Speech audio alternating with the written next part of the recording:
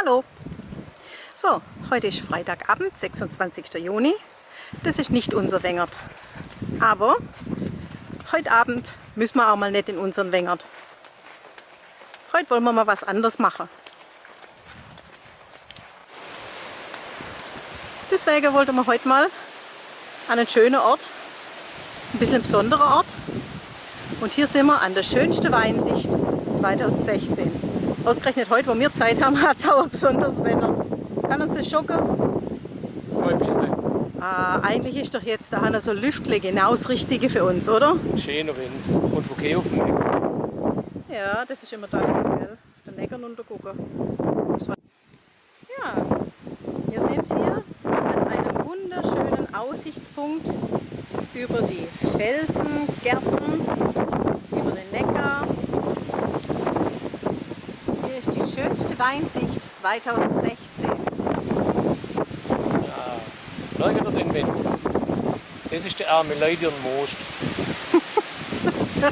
Aber heute haben wir was Besseres gemacht.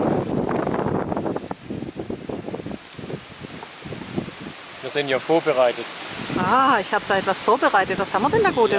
Ja, einen Pinot Rosé. Also ein Spätburgunder. Das passt zu uns. Ja, Burgunder. jetzt gibt es ein Gläschen Sekt.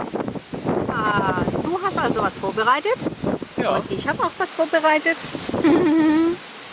Also, an deinem Sekt ist oben dran eine Agraffe. Die Ja. braucht es, weil der Sekt ordentlich Druck hat. Mindestens 3,5 Bar. Genau. Na gut, Und jetzt kurbeln sie.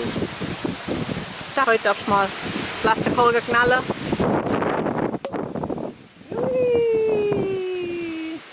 Weil es ein Naturkork ist, würde er der Umwelt gar nicht schaden. Aber wir sammeln den nachher wieder ein. Ein Gläschen? Bei dem Wind ist der Korken ausgeflogen, hat außer umgedreht und ist der Hörner wieder rein. So, und damit stoßen wir heute mal auf uns an. Vielen Dank für 16 glückliche Jahre mit dir. Ich habe dich immer noch lieb wie am ersten Tag in der 5. Klasse. Und Hurra.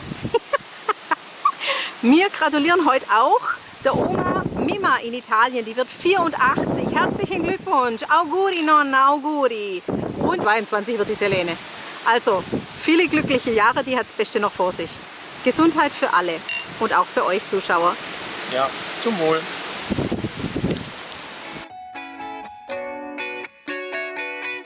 Hey Leute, hat's euch gefallen? Dann guckt doch öfter mal in meinen Kanal rein oder auf meine Homepage, da hat's ein ganz nettes Programm. Bei uns ist nämlich etwas Butter.